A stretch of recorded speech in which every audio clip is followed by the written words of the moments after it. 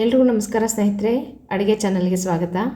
ಇವತ್ತು ಏನು ಸ್ಪೆಷಲ್ ಅಂತ ಅನ್ಕೊತಾ ಇದ್ದೀರಾ? ಇವತ್ತು ಸ್ವಲ್ಪ ಸ್ಪೆಷಲ್ ಅಡುಗೆನೇ ಮಾಡಿದ್ದೆ. ನೋಡ್ರಿ, ಇಲ್ಲಿ ಕಡಲೆಬೇಳೆಯನ್ನು ಚೆನ್ನಾಗಿ ತೊಳೆದಿಟ್ಕೊಂಡಿದ್ದೀನಿ, ತೊಗರಿಬೇಳೆ ತೊಳೆದಿಟ್ಕೊಂಡಿದ್ದೀನಿ, ಅಕ್ಕಿಯನ್ನು ಸಹ ತೊಳೆದಿಟ್ಕೊಂಡಿದ್ದೀನಿ. ಒಟ್ಟಿಗೆ ನಾನು ಮೂರನ್ನು ಕುಕ್ಕರಲ್ಲಿಟ್ಟು ಬೇಯಿಸ್ಕೊತೀನಿ. ಕಡಲೆಬೇಳೆ ಯಾಕೆ ಅಂತ ಕೇಳ್ಬೋದು. ಇವತ್ತು ಹೈಗ್ರೀವ ಮಾಡ್ತಾಯಿದ್ದೀನಿ ಸ್ನೇಹಿತರೆ. ನಿಮಗೆಲ್ಲ ಹೈಗ್ರೀವ ರೆಸಿಪಿಯನ್ನು ತೋರಿಸ್ಕೊಡ್ತೀನಿ. ತುಂಬ ರುಚಿಯಾಗಿ, ತುಂಬ ಸುಲಭವಾಗಿ ಹೇಗೆ ಮಾಡ್ಕೋಬೇಕು ಅಂತ ಹೇಳಿ.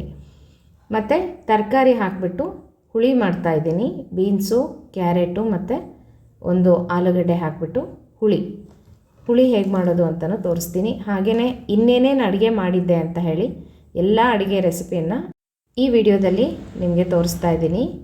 ಇವತ್ತೇನು ವಿಶೇಷತೆ ಅಂತಂದರೆ, ಇವತ್ತು ಶ್ರಾವಣ ಬುಧವಾರ, ಬುಧ ಬೃಹಸ್ಪತಿಗಳಿಗೆ ನೈವೇದ್ಯ ಆಗಬೇಕು. ಹಾಗೆಯೇ ಇವತ್ತು ಬ್ರಾಹ್ಮಣರಲ್ಲಿ ಋಗ್ವೇದಿಗಳಿಗೆ ಉಪಕರ್ಮ ಇದೆ. ಹಾಗಾಗಿ ಜನಿವಾರವನ್ನು ಹೊಸದಾಗಿ ಇವತ್ತು ಸಂಕಲ್ಪ ಮಾಡಿಕೊಂಡು ಹಾಕ್ಕೊಂಡಿರ್ತಾರೆ. ಮತ್ತು ಅದಕ್ಕೂ ಒಂದು ಸ್ವಲ್ಪ ಪಾಯಸ, ಚಿತ್ರಾನ್ನ ಎಲ್ಲ ಮಾಡಬೇಕಾಗುತ್ತೆ ಮನೆಯಲ್ಲಿ. ಹಾಗೆಯೇ ಬುಧ ಬೃಹಸ್ಪತಿಗಳಿಗೂ ನೈವೇದ್ಯ ಮಾಡಿಬಿಡೋಣ ಅಂತ ಹೇಳಿ ಇವತ್ತು ಅಡುಗೆ ಮಾಡಿದ್ದೀನಿ. ಹೋದ ವಾರ ನಾನು ಭಕ್ರಿ ಮಾಡಿಬಿಟ್ಟು ಬುಧ ಬೃಹಸ್ಪತಿಗಳಿಗೆ ನೈವೇದ್ಯ ಮಾಡಿದ್ದೆ. ಈ ಸಲ ಅಡುಗೆ ನೈವೇದ್ಯ ಮಾಡೋಣ ಅಂತ ಹೇಳಿಬಿಟ್ಟು ಅನ್ನ, ಪಾಯಸ, ಚಿತ್ರಾನ್ನ ನೈವೇದ್ಯ ಮಾಡ್ತಾಯಿದ್ದೀನಿ. ತರಕಾರಿ ಹುಳಿಯನ್ನು ನೈವೇದ್ಯಕ್ಕೆ ಬಳಸೋದಿಲ್ಲ. ಯಾಕೆ ಅಂದರೆ ಇದರಲ್ಲಿ ಕ್ಯಾರೆಟ್ ಹಾಕಿದ್ದೀನಿ, ಅದಕ್ಕೋಸ್ಕರ ದೇವರ ನೈವೇದ್ಯಕ್ಕೆ ಕ್ಯಾರೆಟು ಬರೋದಿಲ್ಲ.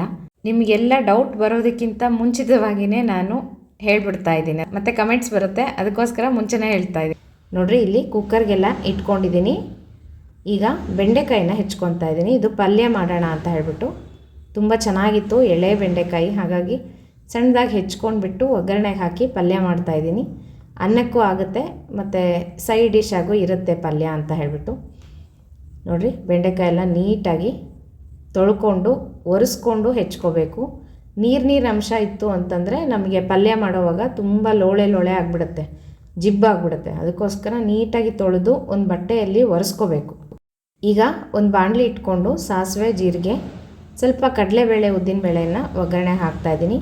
ಪಲ್ಯಗಳಿಗೆ ಕಡಲೆಬೇಳೆ, ಉದ್ದಿನಬೇಳೆ ಬಳಸಿದ್ರೆ ಸ್ವಲ್ಪ ಮಧ್ಯದಲ್ಲಿ ಕುಟುಂಬ ಅಂತ ಸಿಗ್ತಾ ಇರುತ್ತೆ, ಚೆನ್ನಾಗಿರುತ್ತೆ ಟೇಸ್ಟ್ ಅಂತ.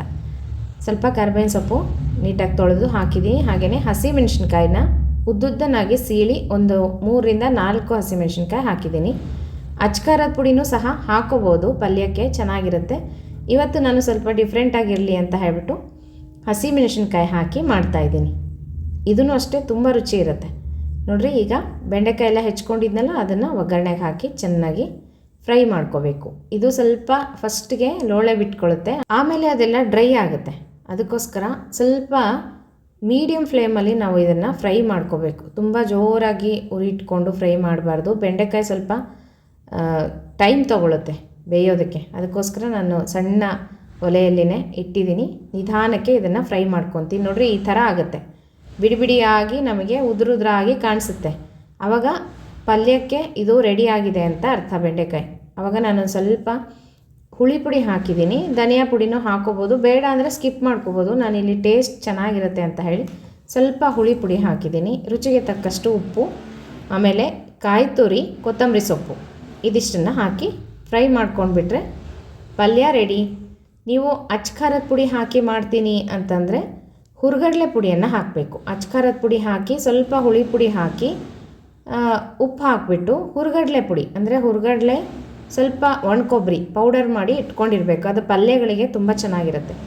ಅದನ್ನು ಹಾಕಿದ್ರೂ ಚೆನ್ನಾಗಿರುತ್ತೆ, ಈ ಥರ ಮಾಡಿದ್ರೂ ಚೆನ್ನಾಗಿರುತ್ತೆ. 2 ವೆರೈಟಿಯಲ್ಲಿ ಪಲ್ಯವನ್ನು ಮಾಡ್ಬೋದು.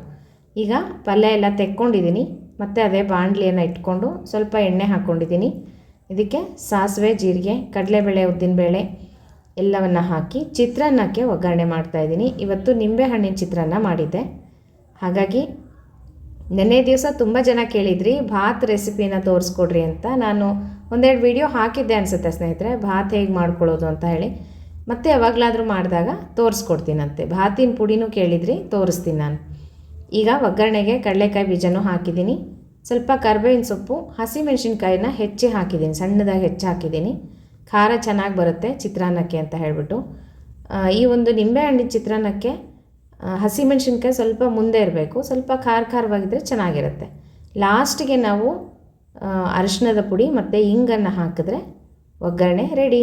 ಇದು ಚಿತ್ರಾನ್ನಕ್ಕೆ ಒಂದು ಬಟ್ಲಿಗೆ ತೆಕ್ಕೊಂಡ್ಬಿಟ್ಟು ಅನ್ನ ಹಾಕಿ ಕಲಿಸ್ಕೊಳ್ಳೋದು. ಈಗ ತಾಲಿಪಿಟ್ಟನ್ನು ಹಚ್ತಾ ಇದ್ದೀನಿ. ವಾಡಪ್ಪೆ ಅಂತೀರಾ, ತಾಲಿಪಿಟ್ಟು ಅಂತೀರಾ, ನಾವು ಎರಡೂ ಥರನೂ ಕರಿತೀವಿ. ಯಾಕೆ ಅಂತಂದರೆ ಬುಧ ಬೃಹಸ್ಪತಿಗಳಿಗೆ ನೈವೇದ್ಯಕ್ಕಾಗಿ ಭಕ್ರಿ ಮಾಡ್ಬೋದು ಅಥವಾ ತಾಲಿಪಿಟ್ಟನ್ನು ಸಹ ಮಾಡ್ಬೋದು ಅಕ್ಕಿ ಹಿಟ್ಟಿಂದು. ಹಾಗಾಗಿ ಬರೀ ಅನ್ನ ಯಾಕೆ ಅಂತ ಹೇಳಿಬಿಟ್ಟು ಇವತ್ತು ಒಂದೆರಡು ತಾಲಿಪಿಟ್ಟು ಹಚ್ಚೋಣ ಅಂತ ಹೇಳಿಬಿಟ್ಟು ನೋಡಿರಿ ಇವತ್ತು ತಾಲಿಪಿಟ್ಟು ಮಾಡ್ತಾಯಿದ್ದೀನಿ. ಅಕ್ಕಿ ಹಿಟ್ಟು, ರುಚಿಗೆ ತಕ್ಕಷ್ಟು ಉಪ್ಪು ಮತ್ತು ಜೀರಿಗೆ ಹಾಕಿಬಿಟ್ಟು ಚೆನ್ನಾಗಿ ನೀರು ಹಾಕಿ ಕಲಿಸ್ಕೊಂಬಿಟ್ಟು, ತುಂಬ ನೀರಾಗಿ ಕಲಿಸ್ಕೋಬಾರ್ದು, ಸ್ವಲ್ಪ ಉಂಡೆ ಥರ ಈ ಥರ ಆಗಬೇಕು.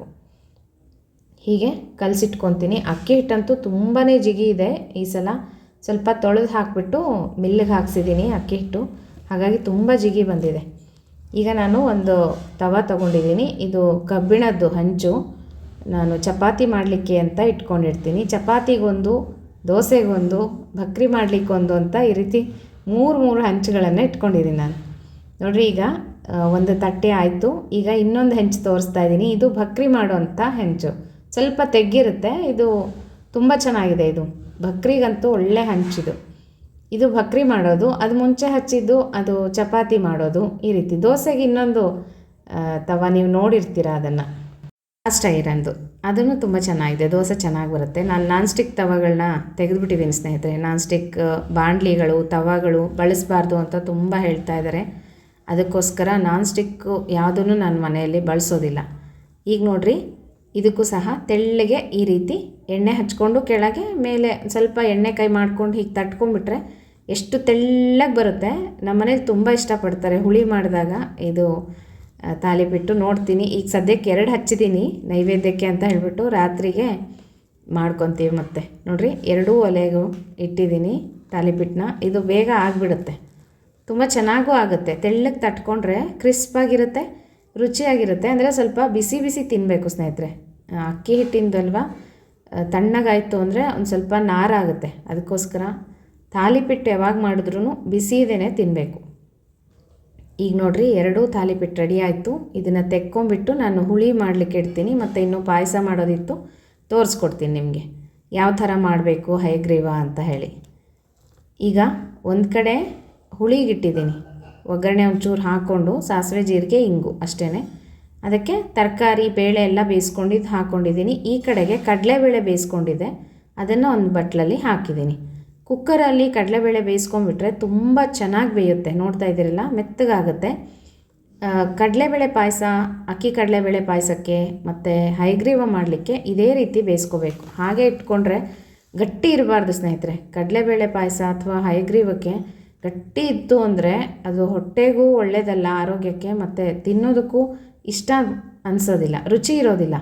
ಈಗ ಎಷ್ಟು ಚೆನ್ನಾಗಾಗಿತ್ತು ಇವತ್ತು ಪಾಯಸ ಅಂದರೆ, ಎಷ್ಟು ಚೆನ್ನಾಗಿ ಬೆಂದಿತ್ತು. ತುಂಬ ಮೆತ್ತಗೂ ಆಗಿರಲಿಲ್ಲ, ಹಾಗಂತ ಗಟ್ಟಿನೂ ಇರಲಿಲ್ಲ. ಕಡಲೆಬೇಳೆ ಹದವಾಗಿ ಬೆಂದಿತ್ತು. ಮತ್ತು ಅದಕ್ಕೆ ರುಚಿಗೆ ತಕ್ಕಷ್ಟು ಬೆಲ್ಲ ಹಾಕಿದ್ದೀನಿ. ಅದೊಂದು ಸ್ವಲ್ಪ ಹೊತ್ತು ಕುದೀಲಿ. ಈ ಕಡೆಗೆ ನಾನು ಸ್ವಲ್ಪ ಕಾಯಿ ತುರಿ, ಕೊತ್ತಂಬರಿ ಸೊಪ್ಪು, ಕರಿಬೇವಿನ ಸೊಪ್ಪು ಮತ್ತು ಅಚ್ಚಖಾರದ ಪುಡಿ, ಹುಳಿ ಪುಡಿ ರುಚಿಗೆ ತಕ್ಕಷ್ಟು ಎಲ್ಲನೂ ಹಾಕಿ ಹುಳಿ ಕುದಿಲಿಕ್ಕೆ ಇಟ್ಟಿದ್ದೀನಿ. ಸ್ವಲ್ಪ ಕ್ಯಾಮ್ರಾ ಆ ಕಡೆ ಈ ಕಡೆ ಆಗಿದೆ, ನಾನಷ್ಟು ಗಮನಿಸಿಲ್ಲ ಅಡುಗೆ ಮಾಡೋ ಇದರಲ್ಲಿ. ರುಚಿಗೆ ತಕ್ಕಷ್ಟು ಉಪ್ಪು ಹಾಕಿದ್ದೀನಿ.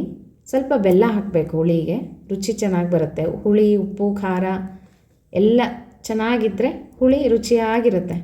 ಅನ್ನಕ್ಕೆ ತುಂಬ ಚೆನ್ನಾಗಿರುತ್ತೆ, ಮುದ್ದೆಗೂ ಚೆನ್ನಾಗಿರುತ್ತೆ, ಚಪಾತಿಗೆ ಚೆನ್ನಾಗಿರುತ್ತೆ. ಈ ಕಡೆಗೆ ನೋಡಿರಿ, ಹೈಗ್ರೀವ ಬೇಯ್ತಾ ಇದೆ. ಅಂದರೆ ಸಿಹಿ ಅಂಶ ಎಲ್ಲನೂ ಹೀರ್ಕೊಂಡು ಚೆನ್ನಾಗಿ ಗಟ್ಟಿಯಾಗ್ತಾ ಬರುತ್ತೆ, ಅಲ್ಲಿ ತನಕನೂ ಕುದಿಸ್ಕೋಬೇಕು. ಈ ಕಡೆಗೆ ತರಕಾರಿ ಹುಳಿಗೆ ಒಂದು ಸ್ವಲ್ಪ ಹುಣಸೆಹಣ್ಣಿನ ರಸ ಹಾಕಿಬಿಟ್ಟು ಚೆನ್ನಾಗಿ ಕಲಿಸ್ಕೊಂಡಿದ್ದೀನಿ. ಮತ್ತು ಹೈಗ್ರೀವಕ್ಕೆ ಒಣಕೊಬ್ಬರಿಯನ್ನು ತುರಿದು ಹಾಕಬೇಕು, ತುಂಬ ರುಚಿ ಬರುತ್ತೆ. ಸ್ವಲ್ಪ ಗಸಗಸೆ ಹಾಕಬೇಕು, ಒಳ್ಳೆ ಟೇಸ್ಟ್ ಕೊಡುತ್ತೆ. ಇದೆರಡನ್ನು ಮಾತ್ರ ಮರಿಬೇಡ್ರಿ. ಸ್ವಲ್ಪ ಏಲಕ್ಕಿ ಪುಡಿನೂ ಸಹ ಹಾಕ್ಕೊಳ್ರಿ. ಒಣಕೊಬ್ಬರಿ ತುರಿದಿರೋದು ಮತ್ತು ಗಸಗಸೆ ಕುದಿಯೋವಾಗ ಹಾಕ್ಕೋಬೇಕು. ಏಲಕ್ಕಿ ಪುಡಿ ಹಾಕಿದ್ರೆ ಒಳ್ಳೆ ಘಮ ಇರುತ್ತೆ, ಒಳ್ಳೆ ಟೇಸ್ಟ್ ಇರುತ್ತೆ. ಹೈಗ್ರೀವ ನಿಮಗೆ ಇದು ನೀರಾಗಿದೆ ಅಂತ ಅನ್ನಿಸ್ಬೋದು, ಆದರೆ ಅದು ಗಟ್ಟಿಯಾಗುತ್ತೆ. ನಾವು ಊಟ ಮಾಡೋವಾಗ ಎಷ್ಟು ಗಟ್ಟಿಯಾಗಿತ್ತು ಪಾಯಸ ಅಂದರೆ, ಚೆನ್ನಾಗಾಗಿತ್ತು. ಅಂದರೆ ಹದ ಚೆನ್ನಾಗಾಗಿತ್ತು, ಸಿಹಿನೂ ಕರೆಕ್ಟಾಗಿತ್ತು, ತುಂಬ ರುಚಿಯಾಗಿತ್ತು ಇವತ್ತು ಅಡುಗೆ ಮಾತ್ರ. ಮತ್ತು ನೈವೇದ್ಯ ಅಂತಂದರೆ ನಿಮಗೆಲ್ಲ ಗೊತ್ತಿರುತ್ತೆ, ಅಡುಗೆ ತುಂಬ ರುಚಿಯಾಗುತ್ತೆ ಅಂತ ಹೇಳಿ. ಮತ್ತು ಈ ಹೈಗ್ರೀವಕ್ಕೆ ಸ್ವಲ್ಪ ಗೋಡಂಬಿ, ದ್ರಾಕ್ಷಿ ಎಲ್ಲವನ್ನು ಕರೆದು ಹಾಕಿಬಿಟ್ರೆ ಸೂಪರಾಗಿರೋ ಹೈಗ್ರೀವ ರೆಡಿ ಆಗುತ್ತೆ. ಇವತ್ತಿನ ಬುಧ ಬೃಹಸ್ಪತಿಗಳ ಅಡುಗೆ ನೈವೇದ್ಯ ಬೆಂಡೆಕಾಯಿ ಪಲ್ಯ, ಚಿತ್ರಾನ್ನ, ತಾಲಿಪೆಟ್ಟು ಮತ್ತು ಅನ್ನ, ಪಾಯಸ, ವೀಳ್ಯದೆಲೆ, ಅಡಿಕೆ, ದಕ್ಷಿಣೆ ಸಹಿತ ಬುಧ ಬೃಹಸ್ಪತಿಗಳ ಪೂಜೆ ಮತ್ತು ಅಡುಗೆ ನೈವೇದ್ಯ ಇವತ್ತು ನಮ್ಮ ಮನೇಲಿ ಆಯಿತು ಸ್ನೇಹಿತರೆ. ಇವತ್ತಿನ ವಿಡಿಯೋ ಹೇಗನ್ನಿಸ್ತು ಕಮೆಂಟ್ ಮಾಡಿ ತಿಳಿಸ್ರಿ. ಮತ್ತು ಮುಂದಿನ ವಿಡಿಯೋ ಒಟ್ಟಿಗೆ ಸಿಗ್ತೀನಿ ಸ್ನೇಹಿತರೆ. ಎಲ್ರಿಗೂ ನಮಸ್ಕಾರ.